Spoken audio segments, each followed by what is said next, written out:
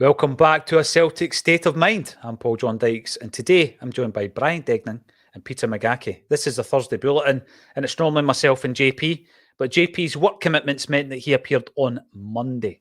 All right, because a lot of people were asking Brian, where's JP? I mean, obviously they tune in because they like the cut of his jib.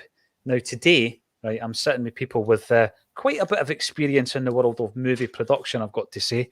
And today is also May the 4th. Tell us about it, Brian. What on earth is Star Wars Day? Star Wars Day, May the 4th be with you. Mm-hmm. It's a day for geeks and Star Wars freaks all over the world to enjoy themselves and have a laugh. I'm not sure who the Star Wars characters in this podcast would be, although Peter, it looks like you're Chewbacca, big fella, with that glorious beard. I'll take that one.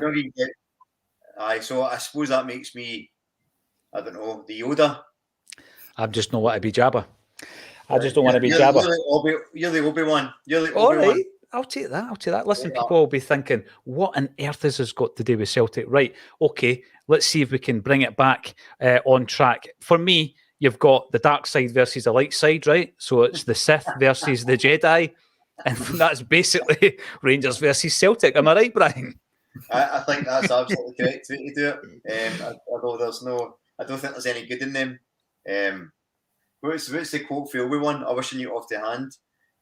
When Alderaan gets destroyed, and he says it felt like 100,000 voices crying out all at one time. That's what it feels like at Ibrox whenever we beat them. It's just like I feel the pain of 100 or 50,000 Rangers fans devastated all at one time. It's glorious. Well, just picture that scene for a moment, Brian, right? Because that is likely, there's a likelihood of that happening in just over a week's time. If you think about that, it's going to be quite an unusual experience, Peter, for the players to go out there in any case for any game. But, post Tynecastle, there is the opportunity, as the tagline says, for us to wrap up the title. Celtic will be in buoyant mood. It's going to be a strange atmosphere, though, isn't it? Oh, it'll be very weird to turn up if we've won the title or if we have to win the title there. It's just a question of what sort of team does he put out, because they'll be looking to bully us again like they did. Todd Cantwell style, and they'll probably try to leave a few tackles in to injure a few players for the cup final. Put a few people out. So.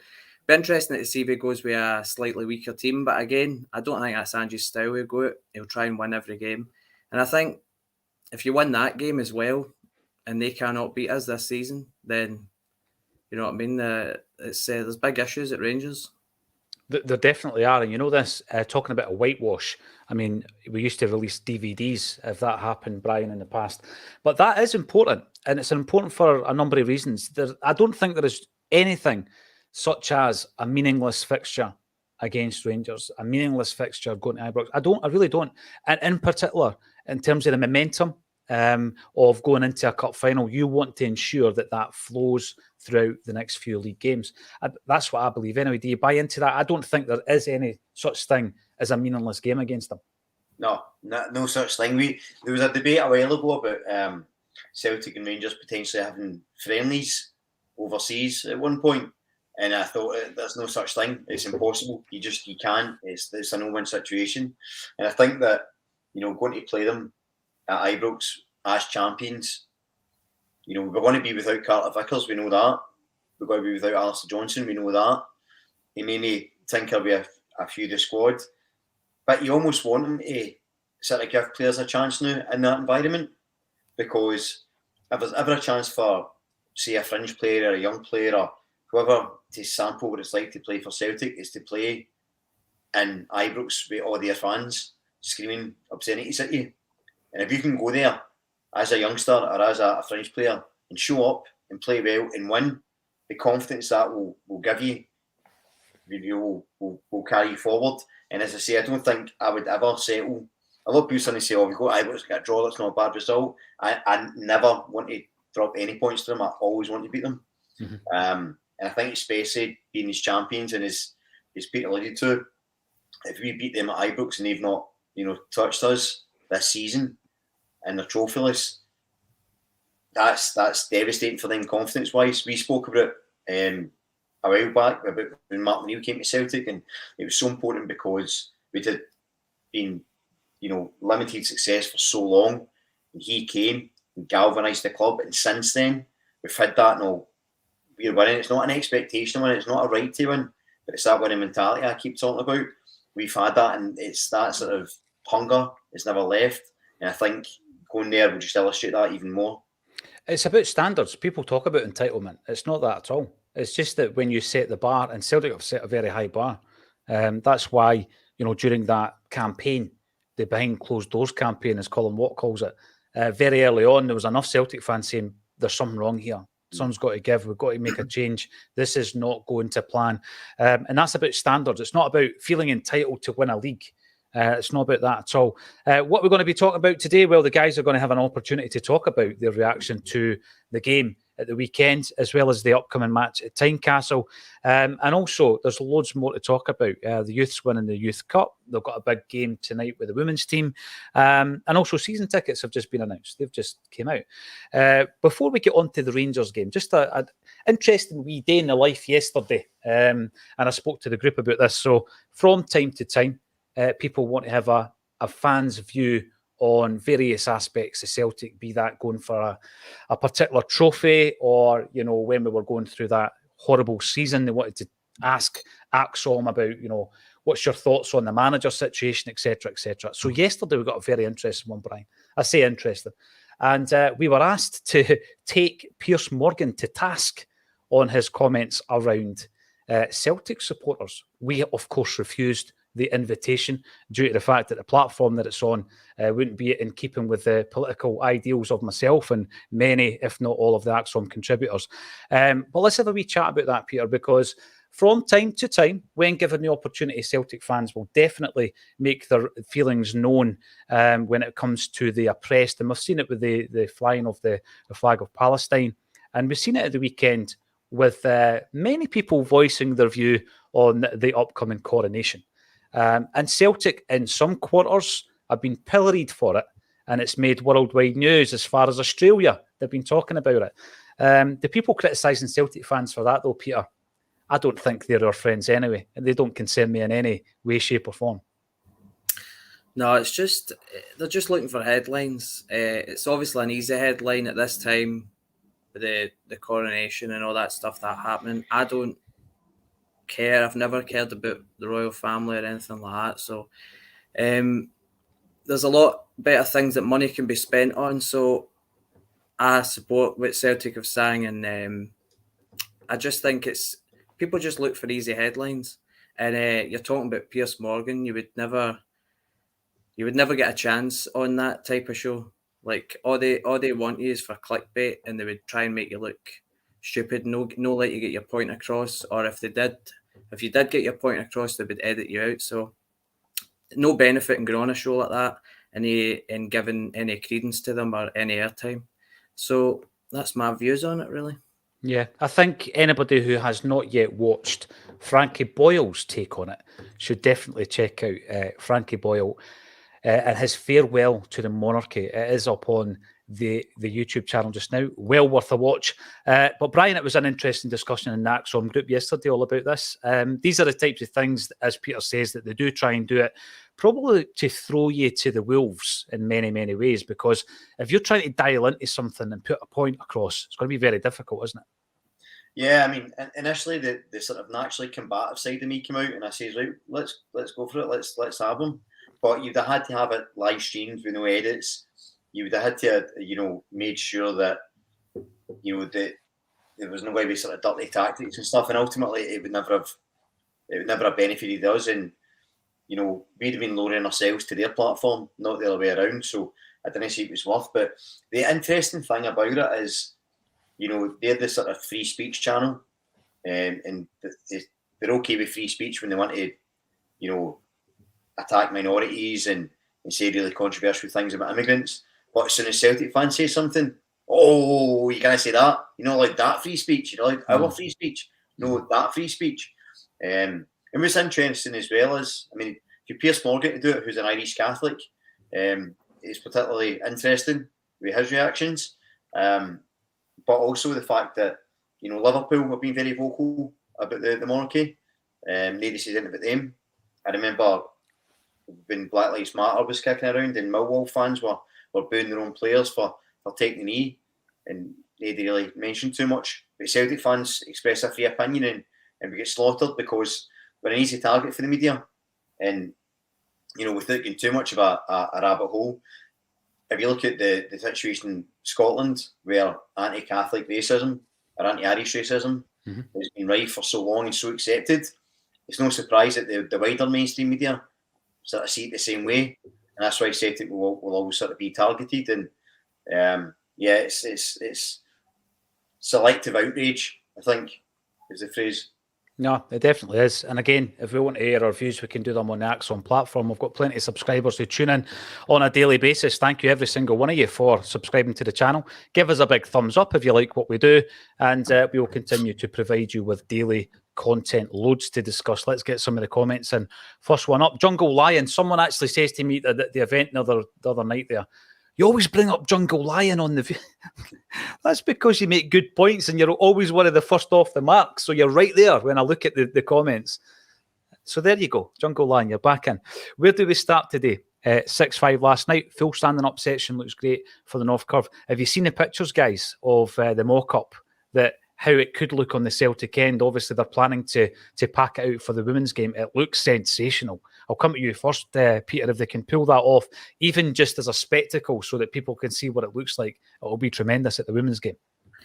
It'd be cool to see, just to get an idea of what it would look like. Obviously, there's a lot of issues going forward, you know, with season ticket holders, whether that would work. But we should always be looking to improve the atmosphere at the club, make it one of the best stadiums in the world to visit, make it world renowned. So you've seen things like Dortmund, the Dortmund fans, the way they make that look and stuff. So if we could replicate that, if we could come to an agreement with people, then maybe it could be something we could look at moving forward, because we need people at the Green Brigade and stuff to create the atmosphere in the stadium. It's brilliant to always have singing and stuff.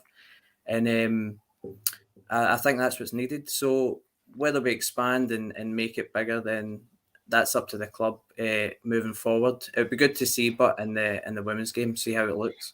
Yeah, it's kind of twofold, Brian, isn't it? On one hand, you're going to see how it looks, as Peter says. On the other hand, you're lending your support to Fran Alonso's team. I was really delighted that the club decided to put it on the season ticket as well. Yeah, it's a positive step in the right direction. I know, you know, Natasha and Colin in particular have been sort of banging the drum for the Celtic women for a long time now, and I think that they've done so well this season. Fran Alonso's played some excellent stuff. They're doing really well, and I think they deserve our support, and I think it's really good that they're getting that opportunity. And I think, you know, judging by the comments, and I know we're going to talk about it, even the young guys get a load of people in the stadium. They get a big audience on TV to watch as well. So hopefully the sort of, we're not siloed into just the men's Celtic. It's good to see the younger guys playing, and of course the women's team. So anything that brings attention to the club in a positive light is more than welcome. And the women's team are on live tonight, aren't they? On Sky. They're playing. Yeah. Who are they playing? Oh yeah, the dark side. SWPL ex-Chelsea Stadium. I've played there, by the way. One game, never again. I think I pulled a muscle in the warm-up. No pay at the gate. Ticket link is on the Celtic Twitter. 7 p.m. kickoff. And it is on Sky, which is great coverage for the game.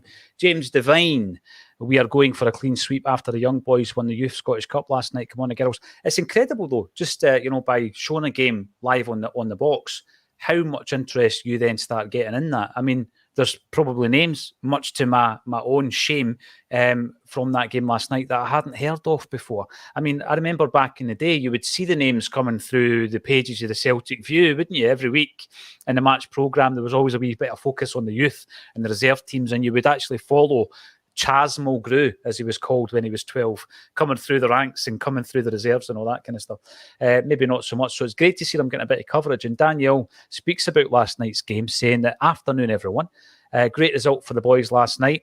Young Mitchell Frame and the captain, Kyle Ure, were outstanding. Ones to keep an eye on for the future. We have really, a great tradition Peter, of rearing youth players through the ranks. We know the famous Lisbon Lions. Prior to the Lions, we had the Kelly Kids, as they were called, and then after the Lions, the Quality Street Gang.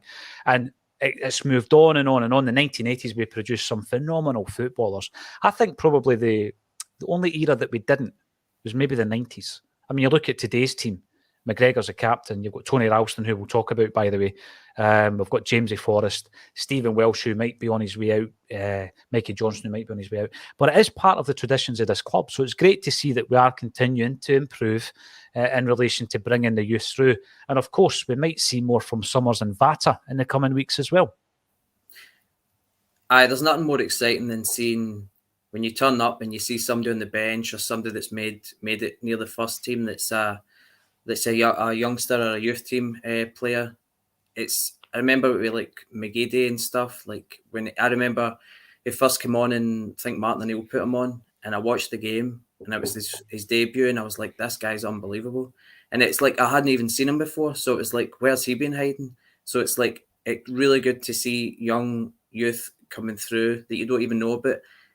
The problem with me is I seen me clips of the game last night and I didn't know a lot of the players. So that was a shame for myself. But like, who was there was Ange, and he's got his finger on the pulse. So it's more important that he knows about the players than me. So it's good to see him there, taking an interest in all levels of the club and knowing. I read a thing. He says he wants to know about sort of every player and their development and stuff. So that's a big carrot for them to know that he's there, he's watching, and he's waiting to see if you can prove yourself. Because he will throw you in. If you're good enough, he'll put you into the team. I think it's a great point. Imagine looking up at the stand, Brian, and there's Ange Postecoglou sitting there. So yeah, you've got that whole element of knowing what's happening at every kind of level of the club. There's been managers in the past who are not interested in that. I've spoken to people about managers who I've got huge respect for, who were not interested. They would speak to maybe the person running that side of things and just saying, give me the players when they're ready. But they wouldn't go and identify it themselves. I got told a great story one time, and it was a game was getting played at one point way back during kind of the Quality Street Gang time, Brian. A lot of the reserve games were getting played, and they were playing games at I think it was maybe it was Albion Rovers' stadium. I'm sure it was. And there was a guy on the bench. I'm trying to remember who told me this story. But Sean Fallon took the team. Sean Fallon looked after the Quality Street Gang. And one of the kind of fringe players is a sub and he's sitting on the bench. And on this particular occasion, Jock Stein came to the game. So as you can imagine, everybody's kind of like getting that wee extra 10% in their game and their the way that they apply themselves and their effort and all this kind of stuff. But I think it was John Taggart. That told me this story. So he's sitting there, and so he's basically sitting in a dugout with Sean Fallon and Jock Stein, and he's earwigging on what they're talking about. And at one point, Stein turns around to Sean Fallon and says, "You know that Davy Hay? I think he's better than you give him credit for." And Davy Hay was in the next starting 11. He was in the squad. So it just shows you that a lot of managers don't do that. They don't go and keep an eye on what's happening. I think it was fantastic. What a message that sends to the young boys to see Ange at the game last night, Brian. Massive. And it's not just the young boys who, the message is for, because, we've spoken about it ad nauseum about the need for sort of infrastructure and pathway and a sort of clear idea of development for these guys. Mm-hmm. And the fact that the manager's there, you can tell the youth players are trying to play like the B team, who are trying to play like the first team. You can tell that sort of attacking football, like Ange ball light, is very much in play. And the fact that the manager's there to see it, it shows that there's a plan in place. So there's every potential. A lot of these youth teams we spoke about there, no one's ever heard of them, or they went on to populate other teams in the SPFL. But you can start to go, do you know what? I can see where maybe this guy in a few years may start to fit into that system. And that's the idea. And if you look at, Vata getting game time, young Ben Summers been on the bench, a small bit of game time, Boston Lowell, centre half playing now and again, you start to see that actually, do you know what? There is validation here. He is taking an interest, and this is, hopefully the stream of talent. In terms of somebody to play, I mean, the game itself was brilliant. And I thought, and I don't know if it's the maybe I'm just getting a big softie because I'm getting old, but seeing all the wee guys for the academy, all jumping about cheering and shouting at and singing the songs and doing the wee muddy huddle.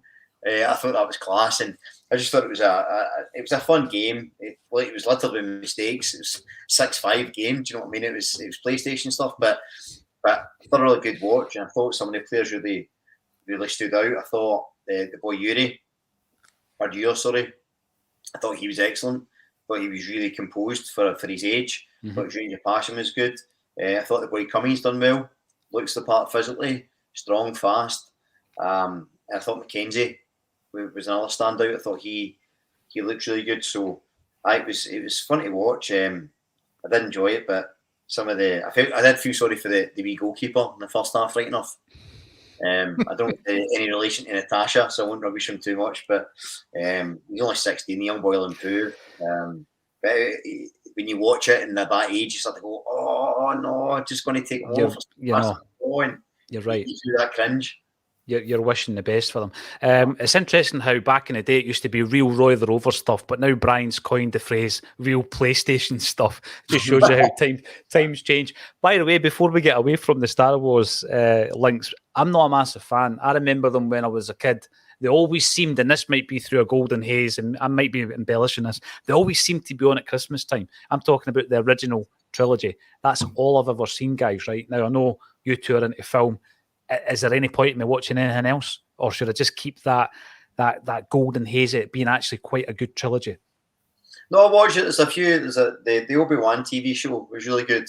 And some of the your movies are all right. But I just I love it. And I love the effect it has on people. I remember Ewan McGregor was interviewed about playing Obi-Wan Kenobi, and he said his first few days in set he kept getting into trouble because when he was using a lightsaber he was going shoo, shoo, shoo. They're going, Ewan, it's all right, we've got the sound effects. And it's just that thing you would do it just it's now. natural. Yeah, just absolutely. And even Samuel Jackson, the coolest man alive, he says, I want a purple lightsaber because nobody else has got one. And it's like, Samuel Jackson, what are we talking about here? Purple lightsabers. But I love it. I love anything like that brings people together and can bring the shout out to people. It's good. It's refreshing. It is. And Samuel L, of course, was photographed wearing some Celtic kit by Gianni Capaldi. I think wherever he goes, he probably takes a few spares to make sure he can get a wee photo. It's tremendous to see. Peter, what about yourself? Should I just leave it with the great memories of the original trilogy, or at some point should I venture into some of the later movies? Well, to be honest, I've only seen one Star Wars movie, and it was The Phantom Menace, and it ruined it for me. So I never watched another one after Jar Jar Binks. So, but if you want a good laugh, you want to see some good CGI, get on there. Flaps his gums like Michael Beale. So there's always a football link, right? You two haven't had an opportunity on here to talk about the game at the weekend in any great depth. We've been banging on about it, of course, since Sunday. Peter, I'll come to you first. Overall thoughts about it? I mean, the way I was going on about it was, yes, there was certain elements the game where we had to defend, but we defended really well, so I'm quite happy with that. I never ever felt like we were under the cosh. I didn't get that vibe. I've been in. There's been days in the past where I have felt like that as a Celtic supporter. That wasn't one of them. And we just know how to get the job done, and that's the big thing. Taking care of business. We spoke about it last week, and this team has got that mentality. It's been drummed into them by Ange. Well, I had messaged you on this. Was it Sunday? Sunday to come on after the game, but you didn't see the message. And if you got me on, I would have been doing the conga in the living room. I was loving life. It was what a week it's been, by the way. I've been waiting to come on here all week. It's been fantastic. The sun is shining. We're going to win a treble. Well, hopefully. And we've put Rangers to the sword again. So that's how I'm feeling. I am buzzing. But I on the game. Thought we did well. Again, it's a bit like keeping like a wee kid at arm's length where they're trying to punch you sort of thing. We did what we needed to do.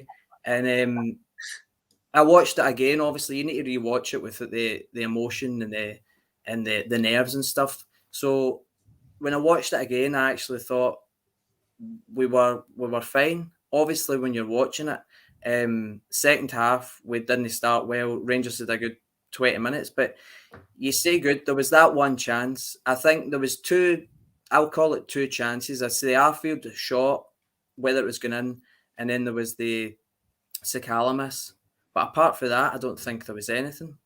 I mean, if you call the Morelos one a chance, then there was 3 offside, so that wasn't even a chance. So, in a cup semi-final, you're gonna give up chances here and there. But when you really look at it and break it down, I thought we were fine. Rangers were throwing everything at Celtic, and they had to throw everything at Celtic, everything they had, because that was their season in 45 minutes. And I think Celtic probably realised that. Maybe they couldn't get out, but we just sat in and we just defended our box. Carter, Vickers, Starfelt, and the 2 fullbacks, they won everything. So, and when I watched the game again, I thought the first 15 minutes were maybe Rangers, and then the second half an hour were probably Celtic in the first half.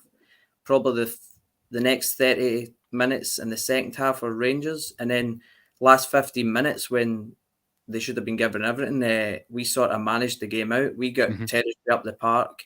O came on, started winning a lot of balls. We just sort of kept it down the corners and stuff. And what was pretty telling was when the camera cut to Rangers fans leaving before, maybe I think there was 5 minutes added on, and they were leaving the minute, and they were only 1-0 down. I know. Like, what happens if you score a goal? I mean, that was pretty crazy. That means that they must have thought there's no chance we're scoring here. It's a resignation. I mean, I think you saw when Jota celebrates his goal right in front of them, right? And you've got all the pictures that you've seen on social media. But there was the resignation. There wasn't even as much anger, Brian, as you normally see in scenarios like that. And as Peter said, we put them to the sword. Yeah, they've got to throw everything at it. That was their entire campaign, all resting on maybe taking us to extra time, maybe trying to win the game. But there's a knack now, and it's not a hex. It's nothing like that. There's a knack to winning. And I've watched plenty of Celtic teams in the past where we didn't have that. And you could throw everything at a Rangers team. They were talking about it yesterday. Classic Tommy Burns scenario. You know, the big games against Rangers, they always seem to beat us. Every time we met them in a cup, they would beat us. We would quite regularly get the obligatory end of season win when it didn't mean anything really in terms of anything other than bragging rights for a couple of days at your work. I think the first Tommy Burns derby was maybe an exception to that, where we beat them 2-0 at Ibrox. You'll remember, I think it was McStay and Collins scored the goals. But other than that, they always beat us when it mattered. But that's flipped. And Ange now has that over Rangers. And I think that's going to be a very, very difficult thing to break, Brian. I think so. And it's interesting you see. So quite a lot of my closest mates, a lot of my Rangers fans. So we've all got a big group chat. So normally... What's your group chat called? Oh, I can't say it on air. I can't say some of the things I get called after the game. But normally after these games, I'll be a bit of a line-up merchant and say something. So I put a wee shamrock and then I just put the Muttley laughing gif. And I get no replies. They're just so deflated they couldn't even get annoyed at me. And I think that's indicative of your point about the fans and the film now, because they just... The fact they had to win that game, they absolutely had to. And I'm not saying we didn't have to work for it, but I never really felt we were going to lose it. Like, I always felt, even when they were sort of, trying to throw everything at us, I never really felt we were going to lose. And I think that's just that winning mentality that's creeping in now. It's like, we're going to win just, and it's not just to turn up, but it's like we're working for it. And you can cut and paste my comments to the last year Rangers games to this one, because I still didn't think we played that well. Definitely not our best. Definitely not our best. We had two or three more gears to go up easily, but we still beat them. I mean, that must kill you mentally if you're one of their players. In terms of how we performed, I thought, I don't know man of the match, but Carter Vickers was an absolute Goliath. I mean, he was unbelievable. What a performance! Like, everybody in that squad must have looked at him and been galvanised. Just the effort, that part where he went down and he'd done his knee and managed to get up and limp and still clear a header. I mean, it's just it's amazing stuff. And Jota again took his goal tremendously well. And I think we were talking about it in the group chat, that photo of Jota wearing Bumblebee top on in the jeans. Mm-hmm. Fantastic. See the thing with that. See the So thing with that's that. me poster on the Degnan household wall. Oh, by the way, that picture.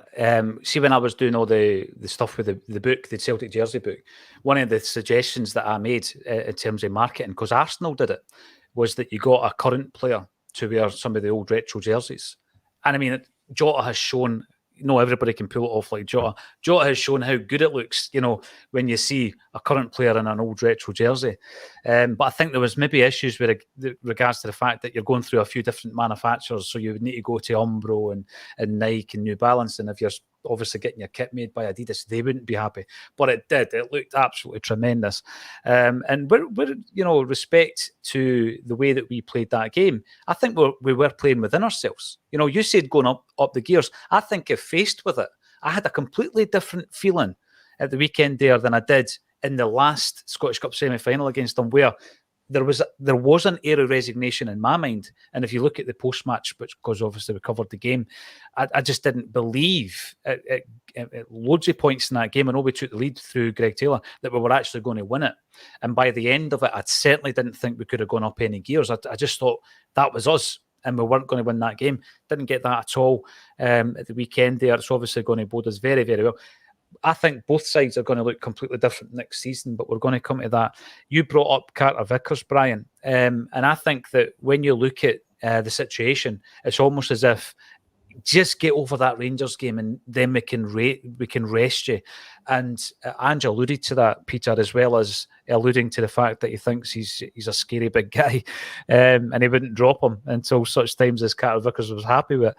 So I'm going to ask you the question. That leaves us now with Starfelt, who also was superb at the weekend, by the way. I mean, overshadowed by Carter Vickers for obvious reasons, but Starfelt was brilliant.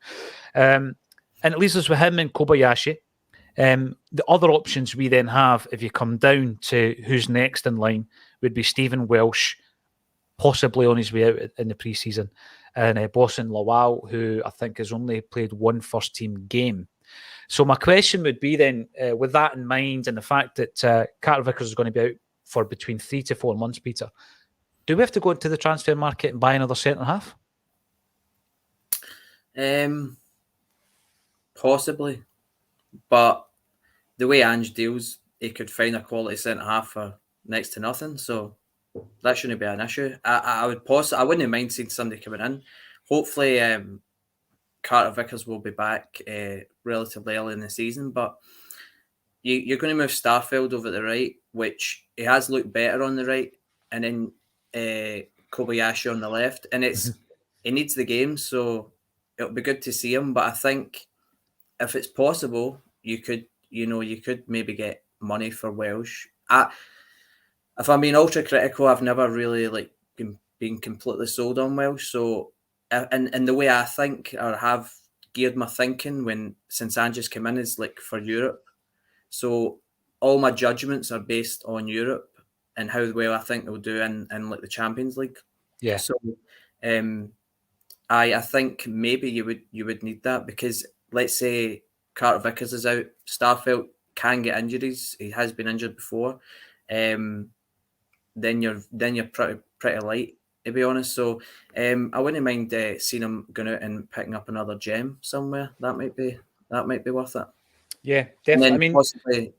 And then possibly maybe selling Welsh and try and get some money for him.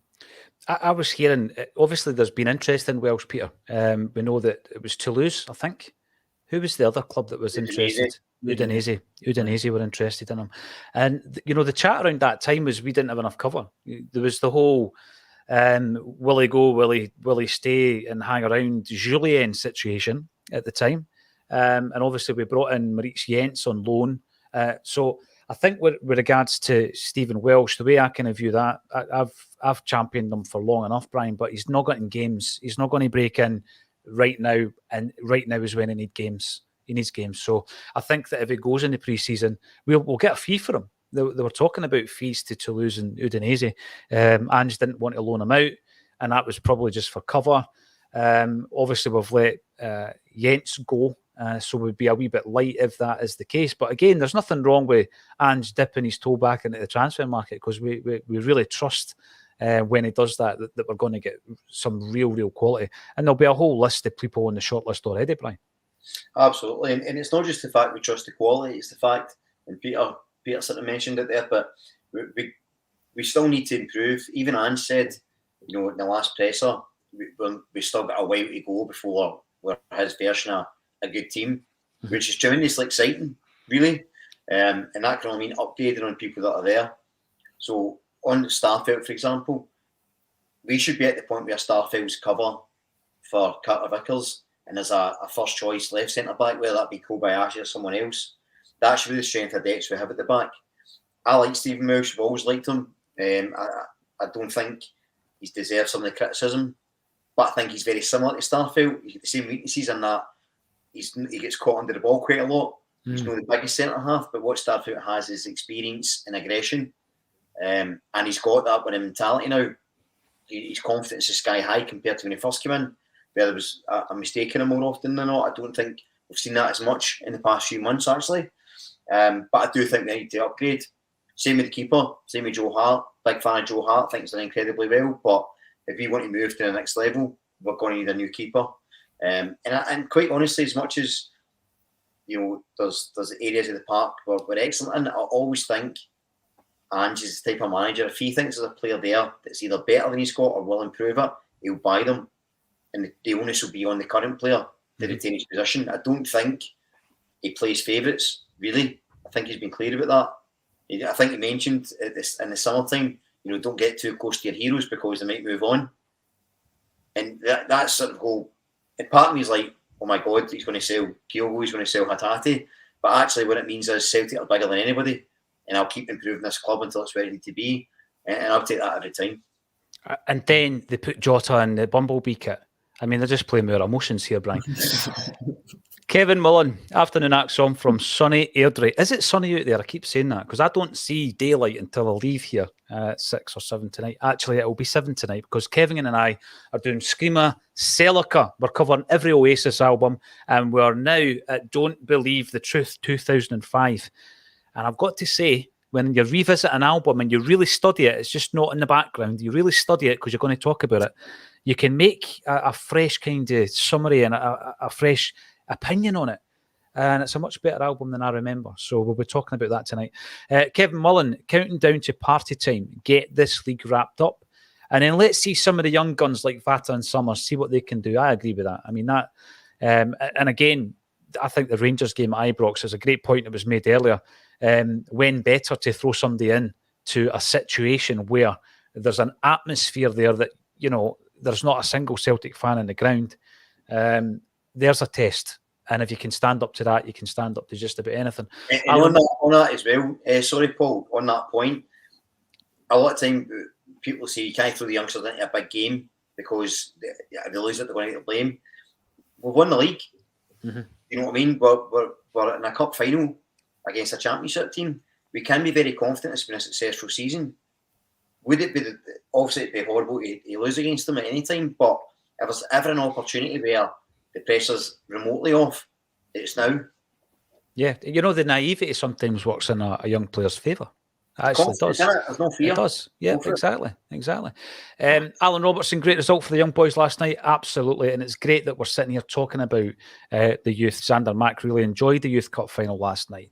We never stop. Yeah, it would be fantastic if we had a successful youth team, B team, women's team, and first team. Absolutely. Just as we get a wee guest appearance from the Moggy. There we go. Now, is his name? Stevie. Aye. It was the fiance that came up with it. He's a Rangers fan, by the way, for my son. What I was saying, though, is it's really interesting when people give their pets human names. Mings was Bobo, obviously. Right, the cup final. We need to talk about that. There's a few wee developments over the last day or so. First of all, obviously, we were informed that Inverness Caley Thistle would be getting about 8,000 tickets that could rise to 10,000 depending on any returns, which I doubt. And then obviously you've got the hospitality and corporate after that, followed by the rest of the tickets coming to Celtic, which is tremendous. Hopefully you get one. But there was a rumour earlier in the week, Brian, about the kickoff time being an early kickoff, and obviously we spoke about it here. We spoke about how unfair it was to the Inverness fans travelling to the game. And to be honest with you, I don't see an issue going head-to-head with the FA Cup. I really don't. I mean, it's always been there. I was talking just earlier about the fact that I remember the Celtic Dundee United game. Liverpool were playing Wimbledon at the same time. And by the way, I think both games were televised.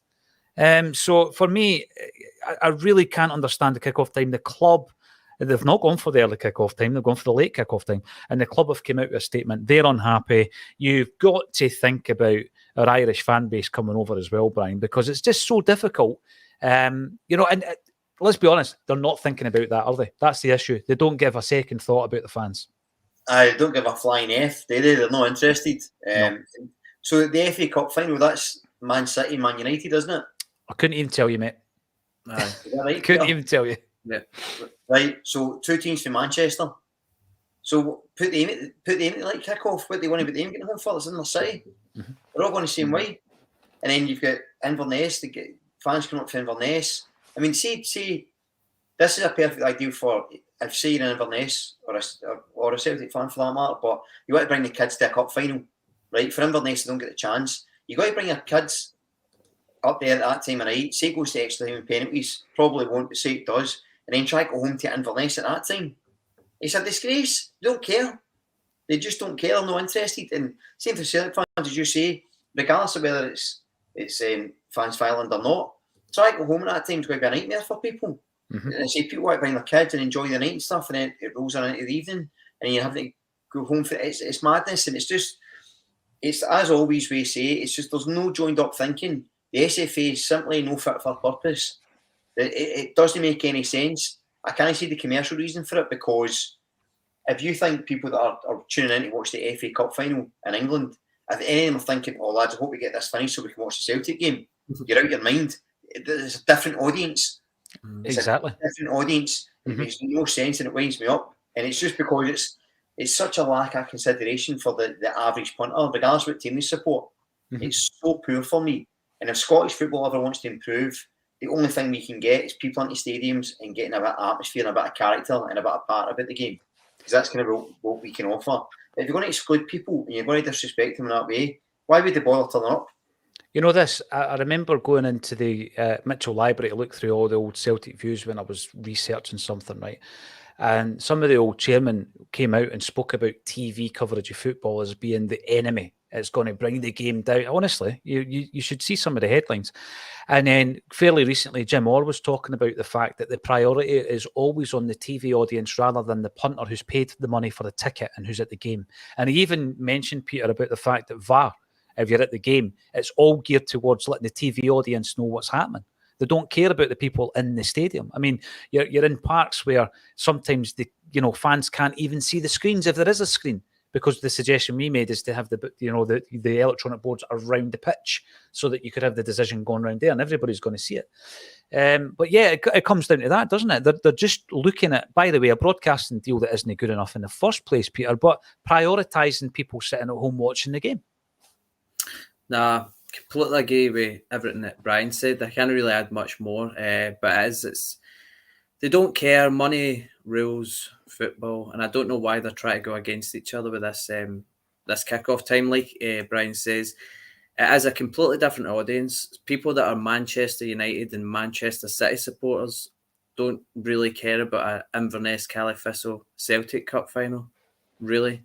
So it's ridiculous, and I mean we may as well go back to empty stadiums and no care about the fans then, and just play it in front of billboards and advertising hoardings, because they're going to realise soon that if fans don't turn up, because that is what you play for, that is why you go to football, for fans, for joy to score in front of a set of fans and take the adulation, and like football without fans is nothing. That's basically it. So you need, right, if you're going to turn that into the just a monetization thing and just TV rights and caring about the TV audience, then you'll have empty stadiums. And when it comes to Scotland, like I said a few weeks ago, we really need to start concentrating on our own game. And and thinking, like forward thinking and concentrating on our own game and actually come up with like new ways to get the fans back. And never mind about England, never mind about anybody else. We are Scotland and we can produce a good product, and that's what you need to focus on, and no bow down to all these other pressures. See, the interesting thing is as well, right? See, even if you, so I don't really mind the fact that there's the television income coming in, there's more games televised, right? It's kind of irrelevant to me. But it's this, putting the cup final at that time, it's a false economy, because what you're doing is you're advertising a game that's got no fans in the atmosphere. So if that's what you're advertising, who's going to watch it? Who's going to care? No one. If you're filling, so it's different in England. So usually, like Man United, for example, right? I remember when the sort of real Man U fans were protesting against the European Super League stuff. They were filling the stadium anyway because tourists were coming because they wanted to catch a Premier League game.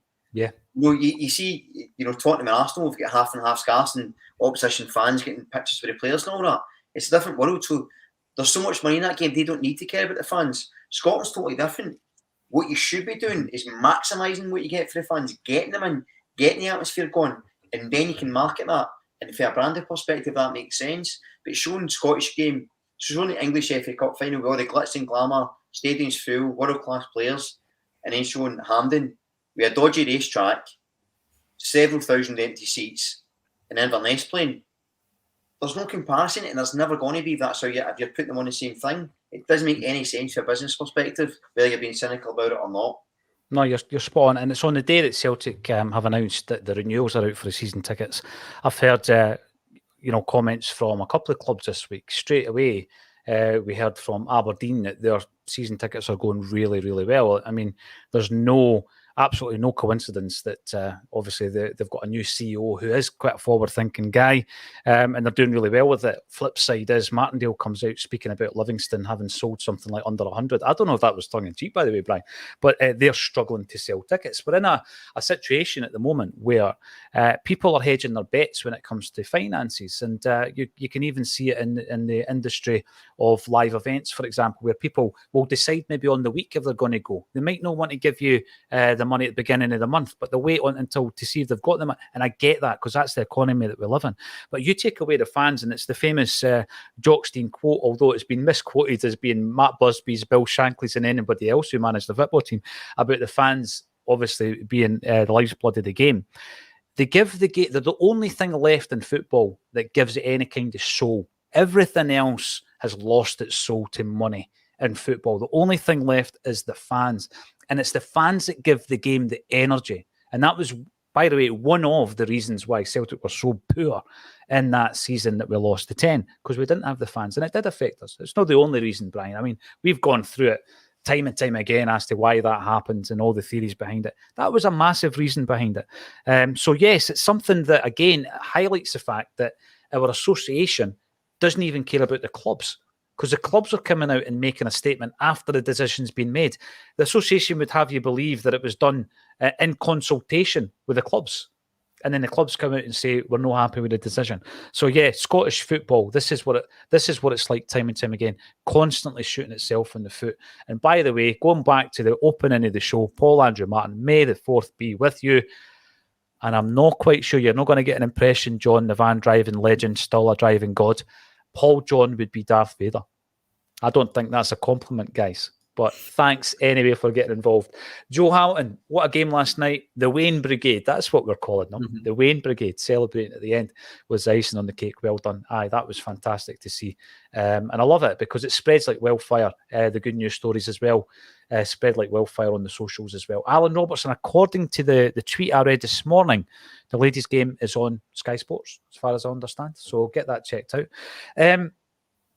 Bobby Madden has been speaking about his upbringing and the fact that his old granddad used to take him to Ibrox, but he's not a Rangers fan. Unbelievable, only in Scottish football. When it comes, are you shocked at this revelation, Brian? I can see there's a look of shock in your face. Just go back to the Star Wars theme. It feels like Bobby Madden's trying to do a Jedi mind trick on us. I know. What a Rangers fan you see. Just in case there's photographic evidence, yes, I used to go to all the games. I'm Brought up a Rangers fan, but I'm not a Rangers fan. Yeah, No, sure. no, a real Love Rangers Street, fan. Love Street. That's where I was. But then we've not seen the real Rangers for years, apparently, according to their captain. I'd need to get this checked, so I might be wrong here, and if I'm wrong, I apologise. But I'm pretty sure the last time we lost to them, he was ref. I don't think we've lost since. I might be wrong, but it's worth double checking. Something in the comments will tell me. But yeah, just stupid comment, like just I don't know, what can you say? Well, we spoke the other week there about what do you do with Scottish refs, right? So there's been a lot of developments this season, Peter, and the worst for me was the fact that Kevin Clancy's safety and that of his family was threatened. Just shocking, right? Absolutely shocking. But in terms of the referee, and I think what needs to happen is we need to tear it up and start again. I think we need professional refs. We need to have a situation very much like, where coaches come to Scotland because it's known as being an epicenter, a culture that's at large where you can create coaches and get your badges and all that. Exactly the same thing should happen when it comes to refereeing. And we should have, a conveyor belt of referees coming through. That's going to take a while for us to produce quality refs. And in the meantime, if you can't go professional, then basically we'll get the freelancers in. We'll get people in from other leagues to do the ref because you cannot have it as a part. This is a professional game. You can't have amateurs refereeing your games. It's as simple as that. That's the way I would take it, Peter. And that doesn't change even though Bobby Madden's admitted that he's a Rangers fan. No, we need professional referees. Even when we look at some of the decisions in the semi-final. I mean, when we scored that goal and the foul on Matt O'Reilly, I know, you given. I was like, "Are you having a laugh?" And then you've got the which was good for us because obviously we played the whistle and then went on and scored. And then you've got the one on Greg Taylor with Tillman where he injures himself. He completely wipes him out, and the referee just walks away.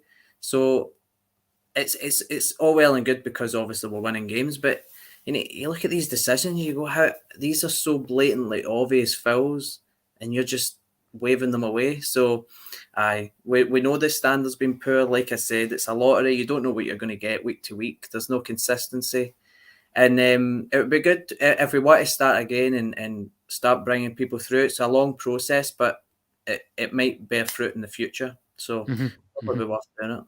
Yeah, I think so. I'm just going to bring this up, Gary. I don't know if you're on the wind up. Far too negative about the kickoff time. It's ideal. Fans can plant a stealer. Right. So let's look at the situation. You're coming over from Ireland. You're coming over with your supporters club. You travel together, right? And you're then going to say, let's say your supporters club come over for every home and away game, and there's 50 of you for a home game or this cup game, Brian. And you're saying to everybody, you can come, but by the way, you're going to have to find accommodation as well on top of your travel and your ticket. That's not fair. And what if you're working on a Monday morning? Exactly. It's just no fair, is it? You can't afford to pay for a hotel, but you can afford to travel for your ticket. Yeah. That's. I'm sorry, Gary, but that's. I can't see what I think of that comment, but I can't agree. Let's put it that way, pal. Just on the referees. The referee last night youth game was an ex-player. So surely, if there's guys that are maybe playing part-time or at a slightly low level and they're looking for a career after football, surely they can go get these guys into refereeing. They've already got the fitness. They know the game. Surely a course that lasts maybe a month or two, they can get a qualification for it. Mm-hmm. And then if you're paying, I think we pay refs about $1,000 a game, something like that. Surely you could pay someone half of that, get them to do more games and salary to that pro rata, and it's a decent living. Like there's a lot of things we can do. It goes back to that sort of SFA, SPFL. There's no joined up thinking around it. Like it just doesn't make a lot of sense to have. I mean, even Brendan Rodgers said that he was famous for saying we're a professional league with amateur referees. Makes no sense.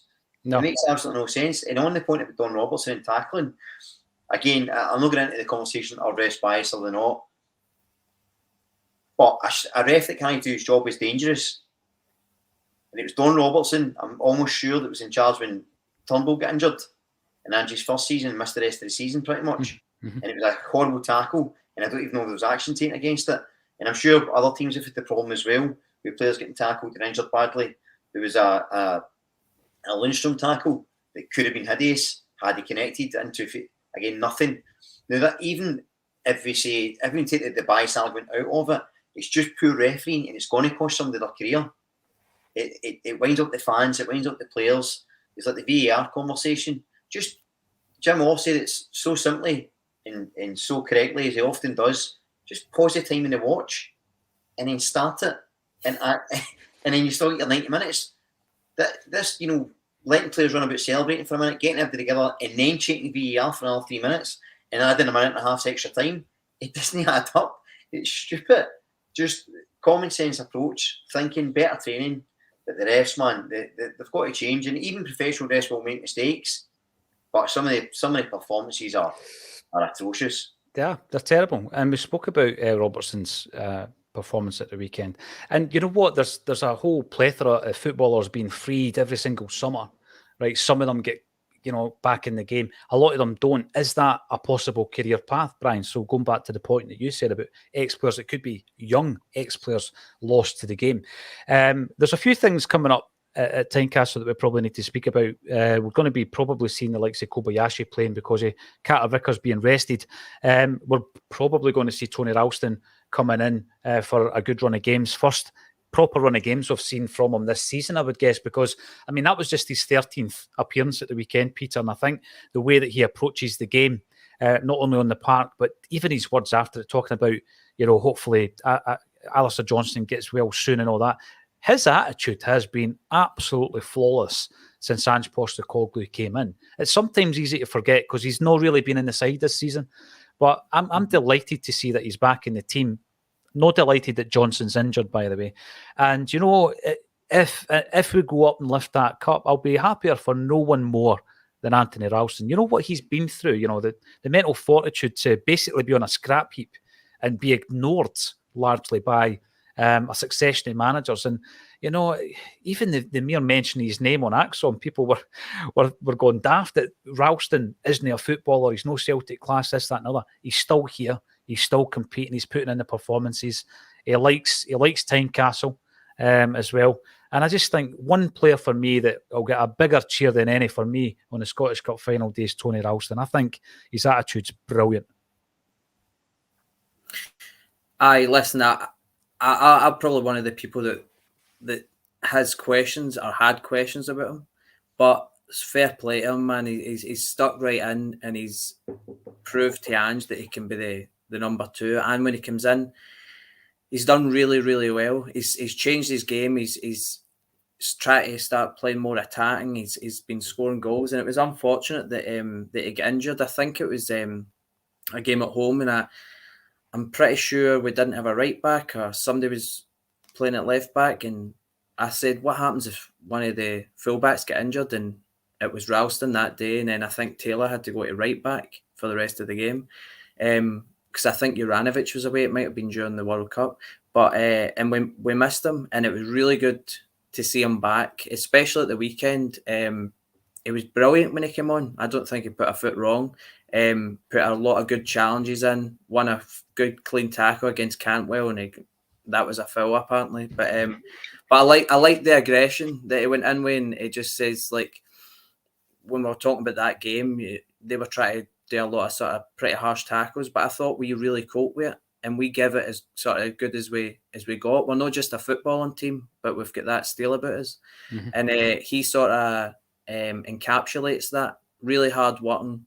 He's got that steel, determination, and I would like to see him have a few games to the end of the season, which I think he will have. I think Johnston may be out for up to 4 weeks, and I hope he gets better soon, obviously. But good to see him, and I wouldn't have any issues with him playing the cup final or anything like that. I think he's a solid option. Yes, it was great to see him back, and again, he's been through loads. He's only 24, Brian. Sometimes forget that because he broke in 17-year-old, and he's been through the mire, and here he is to tell the tale. He lives to tell the tale.